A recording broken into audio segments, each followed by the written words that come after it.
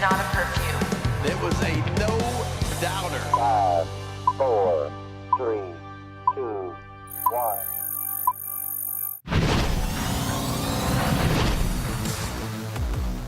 We are back in the bird's nest here at Oriole Park at Camden Yards. I'm Brandon Mortensen alongside Annie Klaff. Annie, we got back to the studio today, and I don't know if it was Santa or like an evil version of Elf on the Shelf, but our backgrounds were knocked down. Our bobbleheads were tormented. I mean, it was the Grinch. It was a tough scene here. Yeah. My poor bobblehead was knocked over. Right. And that's really unfortunate because she's the leader of the clubhouse. It's not right now. helping my theory that your bobblehead is cursed. You think my bobblehead's bad luck?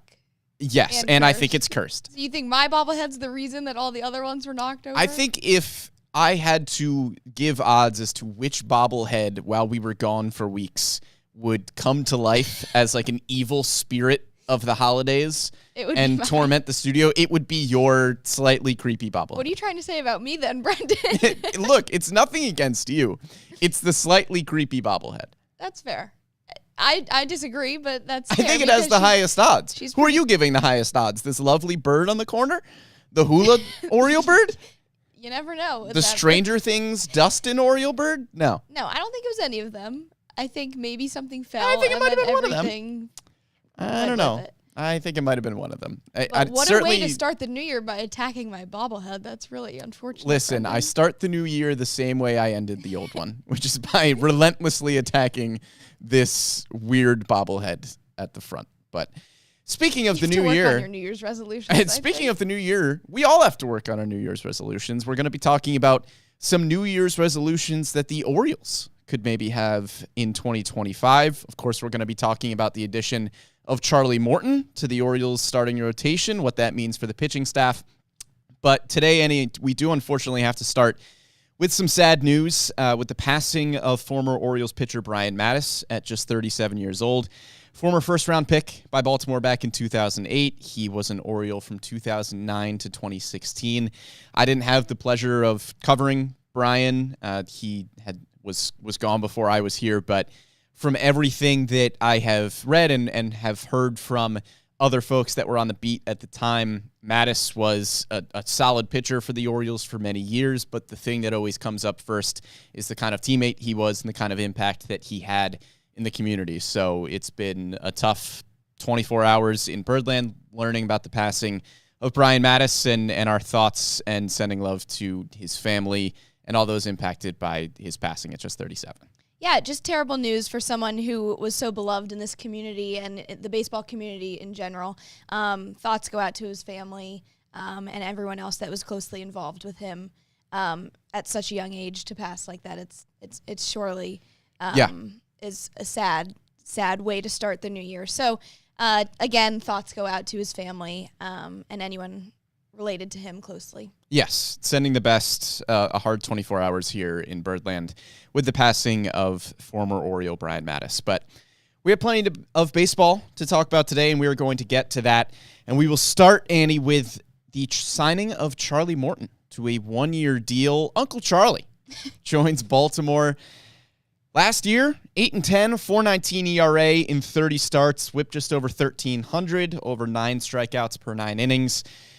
If you were looking for the Orioles to go out and make a huge splash at the top end of the rotation, Charlie Morton does not really fit that bill, but he does further the continued effort, as we have talked about over the past few shows, it seems like, to continue to add depth to the back end of the starting rotation. Charlie Morton at this point in his career doesn't profile as a number 1, number 2, but if you were looking at a number 4, number 5 type of guy, there really wasn't anybody better that you could get to fit that bill than Charlie Morton. Yeah, definitely someone that kind of raises the floor of the rotation, not necessarily the ceiling, which I think that the O's are still kind of moving that in the works for an ace and someone that they can either more likely get via trade, but we'll, I'm sure, talk about that in a little bit as soon as we cover all the bases with Charlie Morton. But he is the epitome of veteran status. I mean, 17 years in MLB. Debuted in 2008, so NL and AL experience. I mean, most of his time was with Atlanta or Pittsburgh. 41 years old can be seen as, to some, negatives, but for his kind of the way he's been going the last few years at 41 years old is really, really positive, and we'll talk about that as well. I mean, he's posted 30 starts for 6 of the last 7 seasons, Yeah. And that is really, really impressive for someone at this age, consistently healthy and showing up every 5th day.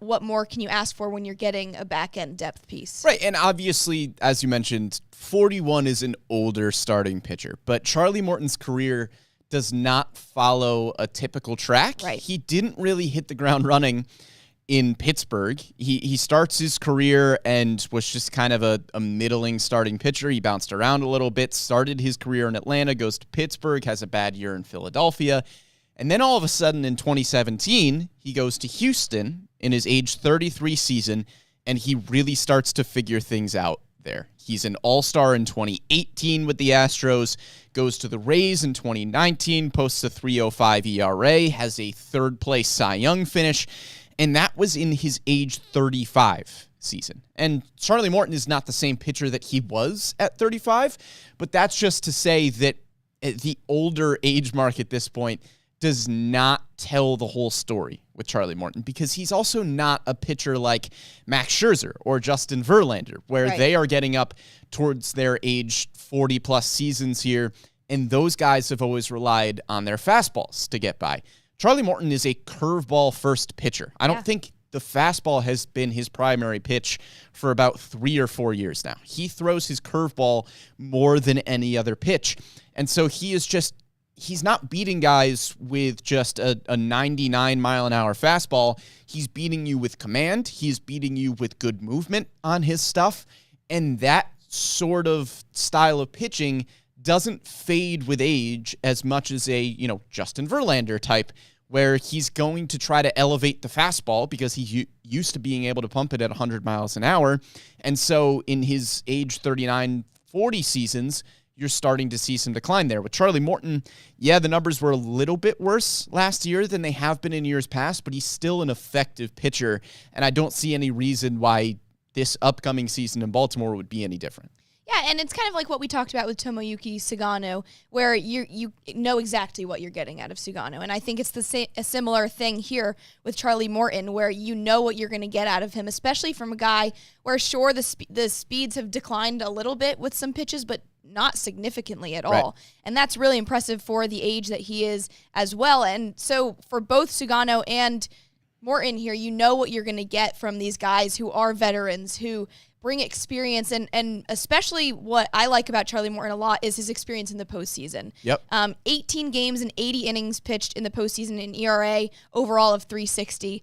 Won a World Series with Atlanta in 2021 and with Houston in 2017. So definitely someone that you're going to want to bring in to kind of round out this rotation, whether that's at the back end and just depth in general, to have that veteran status and kind of be another leader in this clubhouse to kind of the rest of the younger squad for, okay, here's kind of how we handle it in the postseason. Yeah, and you've lost some of those guys, right? Yeah. I mean, with the signing of Tyler O'Neill, you have presumably lost Anthony Santander. James McCann hasn't signed elsewhere yet, but again, with the signing of Gary Sanchez, the assumption is that James McCann will be elsewhere next season. And so you needed more guys to fill that role of a veteran leader in the clubhouse. And at age 41, Charlie Morton is about as veteran as you're going to find in Major League Baseball. And you're right. The Orioles don't have a ton of guys on this roster with a lot of playoff experience. You lost one in Corbin Burns, who signs a contract with the Arizona Diamondbacks. Charlie Morton is a 2-time World Series winner with, as you mentioned, 18 games of playoff experience. So that's huge for a young team that is pretty consistently getting to the playoffs now. They've been there for 2 straight years, but they just need a little bit more of the formula to figure things out. And if the Orioles go into next season without an ace type of starter, we're going to talk about that in a little bit with what the rotation looks like now with Charlie Morton. And I'm not necessarily saying the Orioles are done. I mean, there's still names on the trade market like Dylan Cease, Luis Castillo. There are plenty of options out there. It's not even February yet, too. Right. But if you go into next season with the expectation that you need someone like Grayson Rodriguez to take a leap, I don't know if there's a better guy to come in and help Grayson Rodriguez succeed than Charlie Morton, because that is the exact kind of pitcher that can just have conversations with Grayson throughout the year. It's a lot of years of experience that you're bringing to Grayson Rodriguez about staying healthy, about just carrying yourself as a big leaguer. Those types of guys are able to help the young budding stars on your team reach their full potential. Yeah, of course. And I also think it's important to note, too, that when it comes to lesser of a splash moves that the Orioles are making, from what I understand and what I believe, it's all kind of in preparation to make that bigger splash. Because if you didn't add either Morton or Sugano, then you have a rotation that probably still has Cade Povich, Albert Suarez in that number 5 spot. And who knows what could happen when you come to dealing away a trade for a starting pitcher, an ace in that matter. But to have that solidified kind of rest of the 5 rotation right now as it is, we'll talk about the order eventually, but you are better off now making like a trade piece for a starting pitcher that could be that number 1 guy in the future. And I think Morton and Sugano, but Morton specifically, kind of brings that veteran and experienced status into this rotation that really rounds out the depth that you needed. We talked about a need in this offseason was to get a back-end starting pitcher. They've gotten 2 now, which is another need as well because of all the injuries that happened in the starting rotation last year. So I think that this does, while it seems like a very minimal move and a small splash that fans were not hoping for, especially with the news of Corbin Burnes going to Arizona, I do think that it's still going to be strategic for what the O's are planning. We've talked about the identity of this team in terms of financial usage and money comparatively to other teams like the Mets and the Dodgers. It's just going to be different. They're going to be strategic about it. They're not going to throw away money willy-nilly. And even then, they're still the 6th top team right now to spend $86 million right now. That's the sixth most out of any MLB team right now. So yeah, and we mentioned these guys as back-end starters, Morton and Sugano, but on a lot of other teams, they are number 3, number 4 type of guys. If you are going into next season and Morton and Sugano are your number 4 and number 5 pitchers in the starting rotation, yes, they are back end because that's where they fill into the rotation for the Orioles, but those are really good options to have at number 4, number 5. You feel really good about that going into the year.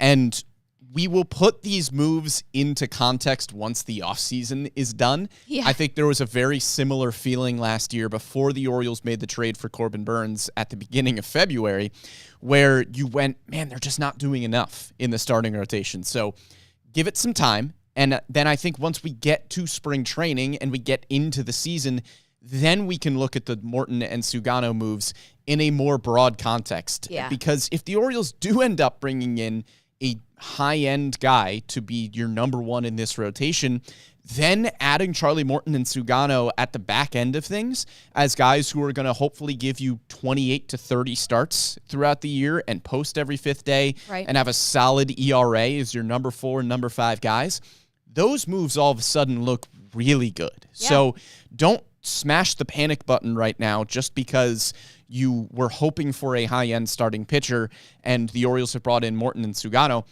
Those are moves you needed to make too. Maybe they're not happening in the order that you were hoping they would, where you go and get a high-end guy and then you bring in the depth pieces, but you've got the depth pieces. Morton and Sugano are 2 important additions to this starting rotation, so let's wait until all the chips are out and we see what ends up happening going into next season and what the starting rotation looks like.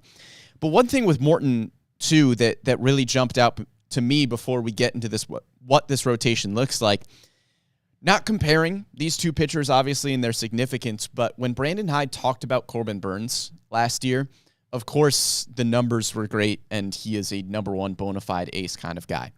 But what was most important about Corbin Burnes last year, maybe not most important, but up there in terms of importance last year, the dude posted every 5th day. Charlie Morton has tossed 160-plus innings every season since 2018, not counting the COVID 2020 season. He has started at least 30 games every season since 2018, again, not counting that 2020 COVID season. So he is going to post every 5th day. And for a starting rotation that really struggled to stay healthy last season, bringing in somebody who has a proven track record of posting every fifth day is huge for this team moving forward. Yeah, I completely agree. I think that this is one of the top kind of things that you know you're going to get from Charlie Morton. And like I said, with him, whether it's the stuff and the stats, you know what you're going to get from Charlie Morton, but you also know that you're going to get consistency. And like you said, that is going to be huge for this 2025 Orioles team that's really struggled with that last year. And I think that that's going to be kind of the biggest changing factor from last season to this season is you're getting Sugano, you're getting Morton, and guys that have been really consistent and healthy over the years, specifically with Morton. So getting that, especially in the starting rotation, that dealt with injury and moving pieces and maneuvering injured people on the injured list and whatnot, and from minor leagues and trade pieces. So having someone consistent there is going to be huge, and Charlie Morton's going to be that guy. Yeah, absolutely. And I think as it stands, there's a pretty solid 5 in the rotation. At the top, you've got Zach Eflin and Grayson Rodriguez, and then a group of Dean Kramer, Tomoyuki Sugano, and Charlie Morton rounding out the 5. I think there's a very solid and maybe likely argument to be made that the Orioles could go with a 6-man rotation, because currently on the outside looking in, Cade Povich, Trevor Rogers, Chase McDermott, Albert Suarez. With the 5 guys that I mentioned, the Orioles do not have a left-hander in that rotation, which isn't something that's absolutely necessary. The matchup game is a little bit more necessary in the bullpen, obviously, than it is in the starting rotation. But I think you'd like to have one lefty in the starting rotation. Again, it's not critical, and I don't think the Orioles will base a 6-man rotation solely off of the fact that they want one lefty in there. But I could see the Orioles starting with a 6-man rotation if Cade Povich or Trevor Rogers has a really nice spring. Yeah, I like that idea too, because also when you look at the depth of this starting rotation now, it is really, really strong with all those guys that you mentioned, and even people like Chase McDermott who have not really made that push or kind of proven themselves at the big league level yet, but I think you're really confident to know you have Cade Povich, you have Albert Suarez, Trevor Rogers, like you mentioned, that back half of the starting 5 or 6 as it is now on top of those guys that could come in and out, you feel really, really good about. And that's also something that makes you feel good about potentially bringing in an ace or even not, because you do have people that can kind of fill those shoes at the back half and come in and out like that. So you do feel really good about this depth, especially after the struggles they had last year with filling those shoes when Rodriguez and Bradish got injured and whatnot. Yeah, I mean, Rodriguez, Bradish, Eflin, Wells, Means, Kramer, pretty much everybody in the starting rotation that was not named Corbin Burns spent time on the injured list. And the depth is really starting to round out. With Povich, Rogers, McDermott, and Suarez, you have 4 guys outside of the 5-man rotation that I think you would feel comfortable making multiple starts in 2025 if it were necessary. That's 9 guys. Last year, you had 13 guys make starts. 11 started at least 3 games. So last year, I will always remember on one of our spring training reports, we put up a graphic with the Orioles 5-man starting rotation, and it was Corbin Burns, Kyle Bradish, Grayson Rodriguez, John Means, and Tyler Wells. And you were going, wow, like this rotation looks absolutely awesome. I don't know if it was Tyler Wells or Dean Kramer. It was one of those guys. And you were going, wow, this rotation looks absolutely unbelievable. And then over the next few weeks, you learned of the Bradish injury news and the Means injury news. And then all of a sudden, that 5-man rotation that looked really, really good as our set pieces fall down once again in the background, the second straight show. We need to figure that out. At that 5-man rotation that looked really, really good was still solid, but it now included Cole Irvin and it included Tyler Wells, 2 guys that you figured were going to be in the bullpen heading into the 2025 season. So you are going to need more than 5 starting pitchers to get through a season. You're going to need more than 7 or 8 more than likely. And I think right now the Orioles have 9 guys on the active roster who I would feel comfortable making multiple starts in 2025. Add in Kyle Bradish and Tyler Wells, who we are, again, fingers crossed, will be back at some point in the 2025 season. Maybe closer to halfway through the season than towards the latter half. But if you get those guys back somewhere in the July, August, September range, now you've got 11 guys who could potentially make starts during the season. So I wouldn't be surprised if the Orioles added even more depth, maybe a minor league signing like last year with Albert Suarez, who now factors into this conversation. But the depth feels good right now. Yeah, and you feel really good about the starting rotation as is, especially when you think about Kyle Bradish coming back, whenever that may be, knock on wood, fingers crossed, hopefully sooner rather than later. But that starting rotation feels really good whenever you get Bradish in it. It feels good now, but you do still kind of want to bring in an ace type of guy, especially when you lose Corbin Burnes to free agency, and he is earning every single penny that he deserves right now with Arizona. But you definitely do kind of want to see another bigger splash be made for that front piece of the rotation type of guy. So I guess we can move on to that conversation now. I don't know if there's anything else you wanted to add on Morton, but yeah, I mean, look, I think Charlie Morton is a solid addition to this rotation. Obviously, Corbin Burnes goes to Arizona on a large contract.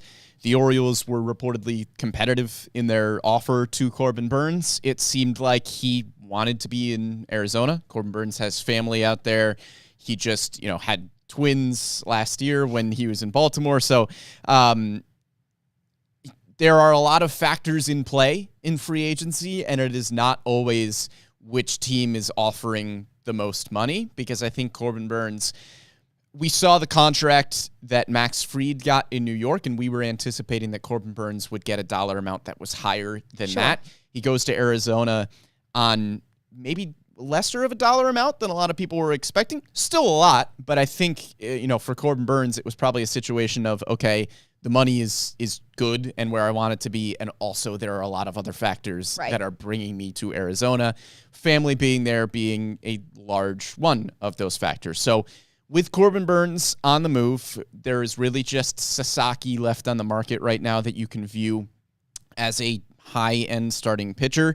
Jack Flaherty is out there as well. We know about Jack Flaherty's history in Baltimore, so it remains to be seen what his interest would be in returning, what Baltimore's interest would be in having him come back.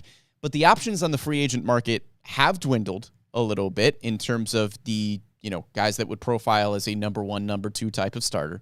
There are still plenty of guys available via trade if the Orioles want to go that route as well. It is not the same farm system that it has been in years past. It is still a very good farm system, probably still a top 10 farm system in baseball that you can move from if you wanted to go after a pitcher like Dylan Cease or Luis Castillo. And so without, proposing specific trade packages, I will just say that the Orioles have the ammo to go get somebody if they want to, both in minor league talent and, a lot of big league talent where there are log jams in the outfield, in the corner infield. There are plenty of places of wealth that the Orioles could trade from if they wanted to go out and get a high-end starting pitcher. And so, lesson learned from last offseason, I am not going to make any reactionary statements of what this Orioles offseason looks like until we get to opening day, because Corbin Burnes, that deal didn't happen until February of last year.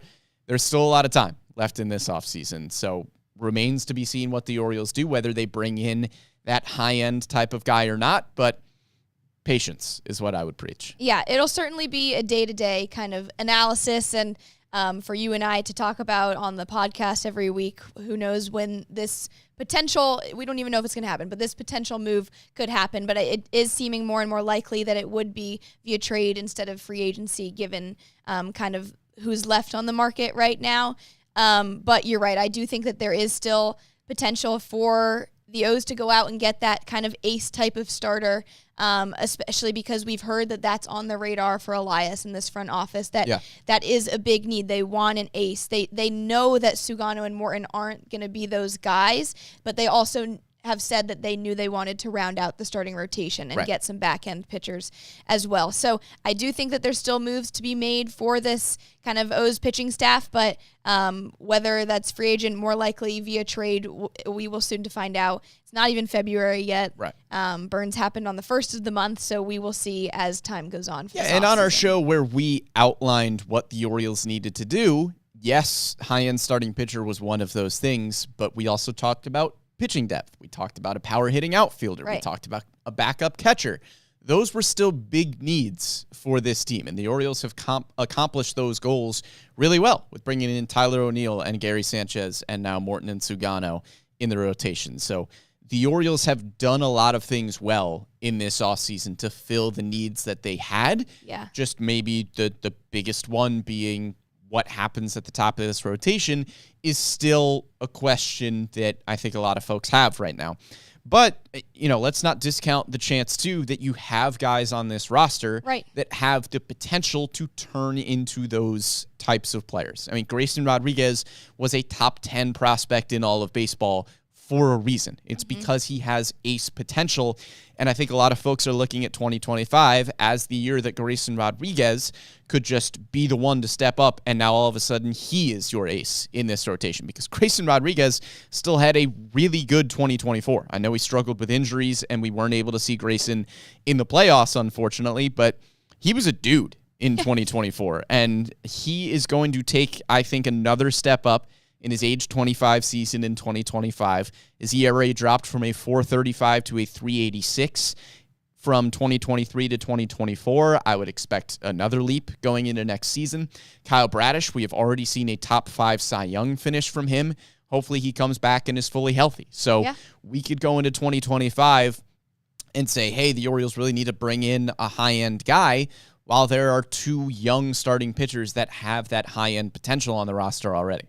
Yeah, of course. And Rodriguez was kind of one of those guys also before he eventually went down with that injury and kind of backed out of his start really close to opening pitch. But he was one of those guys, similarly to Burns, that you could count on to post every 5th day. And he brought that consistency to the rotation that it needed. Unfortunately, it did not go the way as planned with injury for Rodriguez, but you are hoping that he gets back to that form of full health in 2025. And if he does, then you can expect really, really good things out of him, like we saw before his injury last season. Yeah. And even more, I think his ceiling is growing next season and further on. Yeah, a healthy Grayson Rodriguez has proven to be a very good Grayson Rodriguez. So hopefully in 2025, he will be fully healthy and could potentially become that ace that the Orioles need.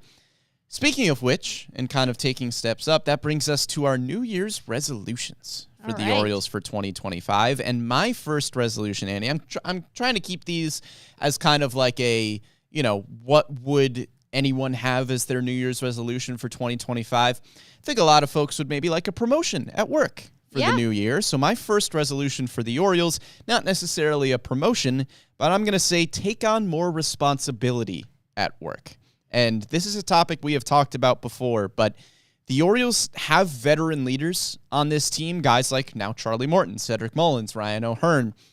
But the Orioles have a young core that has now established themselves as the best players on this team. Gunnar Henderson, Adley Rutschman, Jordan Westberg, Grayson Rodriguez, Colton Cowser. I think this is their team now. We have talked about it before, but they are the best players on the field. And those guys are getting older. They have more years of big league experience under their belt. It's time for those guys to really take a leadership role in the clubhouse and show that this is their team. And I think if the Orioles are going to win and they are going to progress in the playoffs, it's going to have to be led by Gunnar and Adley and Grayson and Westberg and Colton. Those guys are doing it on the field, and I think we will continue to see them take a step up in this clubhouse as well. Because as some veterans go out the door and you are handing the keys over to these guys, they need to be the leaders. And I think in 2025 they will. So that's my first resolution, is taking on some more responsibility for those guys. Well, funny you should say that because one of my resolutions is also for Gunnar and Adley specifically to take on some bigger leadership roles. But I'll bring in another one that you can also relate to your everyday normal person kind of New Year's resolutions, and that's to stay healthy. Because I think, and whether that feels controllable or uncontrollable for this team right now, I think that that is a number one type of resolution for 2025. We all know what happened last season. We all know the injuries of Jordan Westberg and Ramon Arias and Jorge Mateo, whether that they were expected or prevented or not. You do really want to see some health into this 2025 squad, both in the pitching staff and also on the field and in the lineup, because you really were hurting without guys like Arias and Westberg and Mateo. So you can hope that they all come back and they're in tip-top shape and you kind of prolong health throughout the entire season. Yeah, wow, we are really on the same page with these New Year's resolutions here. One of my resolutions was also to stay healthier. Grayson, Kramer, Eflin, Bradish, Means, Wells were all on the injured list last season in the Orioles starting rotation. You bring in some guys like Charlie Morton and Sugano, who are hopefully going to post every fifth day. You're hoping that Grayson Rodriguez is going to stay healthy, that Kyle Bradish and Tyler Wells come back at some point during the season. You should be able to open up the season with Felix Bautista coming back, Colton Cowser recovering from his injury that he sustained in the playoffs as well. I mean, even the lineup. I know we talk about the starting rotation a lot with the injuries, but as you mentioned, Annie, I mean, Westberg, Mountcastle, Mateo, Urias, Kerstad, like the lineup took a hit last year too. So in 2025, let's hope for a more healthy Orioles team that we can see the full potential of on the field for the entire season. In 2023, they got really lucky with injuries. In 2024, that pendulum swung way, way over to the other side. So hopefully, law of averages a little bit. Maybe they won't get as lucky as they were in 2023, but as long as they don't get as unlucky as they were in 2024, I think the Orioles will be in better shape going into 2025. All right, so I guess now my final resolution here, maybe I'll come up with one at the spot after this since we said we both had 3 here. Go on more walks. I think that's a good resolution for 2025. That's funny. I get it. The Orioles were 16th in baseball in walks last season as a team, which is middle of the road. That's not awful, but you would have been a lot higher than 11th in on-base percentage in baseball because you were 7th in batting average in all of baseball. Guy like Adley Rutschman, his on-base percentage dropped from 374 in 2023 to 318 in 2024. I know the slugging percentage went up. I know the OPS went up. The Orioles hit a lot of home runs last season, and that's great. I would like to see the Orioles force some more action. Get guys on base. You have a lot of athletic players on this team. Gunnar Henderson, Jackson Holliday, Jorge Mateo, Cedric Mullins, Colton Cowser. They should all be threats to steal 20-plus bases in 2025. So take some more walks, get on base, get runners in scoring position, get the line moving a little bit more, because I know the overall OPS numbers and, you're scoring runs. The OPS is good. So you don't really look at the nitty gritty as much because you can say, well, yeah, I know they weren't walking that much, but they were scoring runs. At times when the Orioles bats were a little bit cold and they weren't hitting as many home runs as you wanted them to, the approach was still to try to hit home runs, and they weren't getting on base as frequently as you would have liked. They weren't taking a lot of walks. So that is my resolution for 2025 for the Orioles. Go on some more walks. I like that one. At first you said it, and I was like, okay, where's he going with this? And then the wheels were turning in my head. Okay, I guess my final one, or unless we come up with some other ones because we weren't too different from each other this time around, is for players just to get back into their peak form and their full value. I think Jackson Holliday, there's a lot left in the tank for him, and I think he needs to kind of, we saw splashes and glimmers of him kind of being that number one prospect and top overall draft pick kind of guy. And then it fell off a little bit, but that came with a lot of kind of pressing when he had to either face lefties and righties on the mound. And he really had to take on some huge roles as someone who was in his first rookie season. So I think that once he gets into this season, I really want to see him kind of get into his full potential and top kind of value form. And then similarly with Adley Rutschman, because I know that there's a lot more in the tank as well. I think you would agree with me there because people have kind of downplayed Rutschman after this season, saying he's not worth it, but I don't think that's true. He is still, similarly, Jackson Holiday, he's got a lot more to give, and I think that the talent is there. He just needs to show it, and I think 2025 is going to be the perfect season to do that. Yeah, in his rookie season in 2022, he finishes 12th in MVP voting. In 2023, he was top 10 in MVP voting, and a bit of a down season for Adley in 2024. The OPS down to 709 compared to 809 in 2023. It's still a 3.5 WAR player. That's still a really good player, but after a 5.5 WAR season in his rookie year, yeah, I think you're right. I think you could say that there is more in the tank for Adley Rutschman, and he has the potential to be a face of the franchise type of player alongside Gunnar Henderson, maybe not getting up to a WAR close to 10 like Gunnar Henderson has the potential to do, but Adley Rutschman, I think we could see a consistent 5+ WAR season out of him. I think, as I'm coming up with these on the spot here, probably my final resolution, take care of the farm a little bit. The Orioles farm system over the past few seasons, whether it be through trade or just the fact that the Orioles have not had the same type of draft stock as they have had in years past, where you're not selecting in the top 5. The farm system has dropped down a little bit. You've also seen a lot of graduations. You've seen guys in AAA Norfolk like Colton Cowser and Jackson Holiday who are no longer prospects because they are in the big leagues and they are contributors.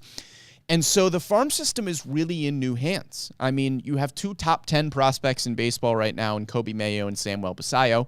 Kobe Mayo, we are anticipating, will graduate from that list in 2024 pretty easily. Samuel Basallo, if all things go well with the Tides in 2024, assuming he will start there, will also probably graduate from that list. 2025. In 2025, right. Still breaking into the new year here. But assuming everything goes well, those guys will graduate from your prospect list. And then as of right now, you're not left with any top 100 prospects. So what can guys like Enrique Bradfield Jr. and Vance Honeycutt and, some guys that you may not be as familiar with in the farm system, guys like Michael Ferre, Trace Bright, Patrick Riley, what can they do in the farm system to continue to keep this pipeline moving? Because there are a lot of talented players up at the big league level that the Orioles have developed throughout the years. Can they continue to do that without having, a top 10 pick? Can they still hit on, guys that are drafted 30+, like Gunnar Henderson, like Jordan Westberg? Can they continue to draft those guys, develop them into the big league talents that they have right now? Yeah, I like that one a lot. I completely agree that should be a resolution, and I think it's a fairly attainable one as well, because we've seen how strong that this farm system and development system for the Orioles has been over the years, whether they're picking from the top 10 draft picks or not. This is a really, really strong and kind of very, very all along the same plans development system, if that makes sense. Very universal. I'm trying to think of the word. Yeah, I mean, there's a lot of cohesion between all of the farm levels of the farm. Yeah. And we've seen with guys like Jordan Westberg, who struggled with strikeout rate and plate approach, that he became the player that he is today through this. And I have full faith that they'll get players like Vance Honeycutt to do the same thing. Yeah. And I think that they believe in themselves as well, and they have to at this rate, because that's why you go out and draft a guy like Vance Honeycutt, because you've seen how you can form a guy like Jordan Westberg in the past to do so. So I think that is a good resolution and an attainable one for 2025. Yeah, and I think my final resolution might be to stop making fun of your bobblehead so that she stops ruining our set. I think it's the bobblehead. After that one fell for the second time, the board. I really think it's the bobblehead. Are you saying we should get rid of her? I don't know. Maybe just like turn her a different way or something like that. So she can face your power. Yeah, I don't know about that. The bird's nest is getting the set is coming down. Let's just hope the TV doesn't spontaneously combust behind us, and then we'll be in good shape. But I think that'll just about do it for this week's edition of the Bird's Nest. We have got plenty more Orioles content to come in the new year as we continue bringing you all of your off-season coverage. Spring training is not that far away. It really isn't. Just about a month, and we will be talking about some Orioles spring training baseball, so make sure you're tuned in on all of our MASN Orioles social channels for all of that content. We will be back next week at some point. I don't know. You can catch us live at 11 a.m. on Facebook and YouTube, or after the fact on any of your favorite podcast platforms: Spotify, SoundCloud, Apple Podcasts, Google Podcasts, wherever you get your podcasts. That graphic. Look at that nice brand new new. graphic. So shiny, so new. Look at that. It's I wonder wonderful. whose idea it was to put baseballs in a bird's nest. Oh, I don't know. Kind of smart. That's great. Genius. Big thank you to Amy Jennings behind the scenes for producing this one. For Annie Klaff, I am Brendan Mortensen, and we'll catch you next time.